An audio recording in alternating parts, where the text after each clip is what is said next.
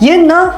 Good day mga boss, today's video ay mag-a-unboxing tayo ng ating bagong UPS. Sa unang bungad pala nito mga boss ay may kasama itong manual at isang maliit na fuse. Ang brand pala nitong mga boss ay Secure. Talagang secure na secure sa secure. Talaga naman naisipan kong bumili nitong mga boss dahil minsan may hindi tayo inaasahan na pagkawala ng kuryente o nagkakaroon ng black wave. Para masave din natin mga boss ang ating files or ma-proper shutdown natin ang ating computer. Ito na nga mga boss, hinuhugot ko na sa box ang dapat hugutin. At inikot-ikot ko na nga mga boss ang dapat ikutin. Dito pala sa box mga boss ay may mga nakasulat. Post nyo na lang at basahin. Ito pala boss ang kanyang brand, Secure UPS. Dito pala sa saksakan niya mga boss ay meron siyang 3 pin. Kaya kailangan din natin gumamit ng adapter para sa kanyang saksakan na may ground. Meron pala ito mga boss na 4 na saksakan sa likod. Yung 3 saksakan pala mga boss, yan po yung ating power saver. At yung isa naman na nakaseparate mga boss, yun po yung normal na saksakan. At para masubukan natin mga boss kung legit nga ba ito, ay itetesting natin siya sa ating computer mismo.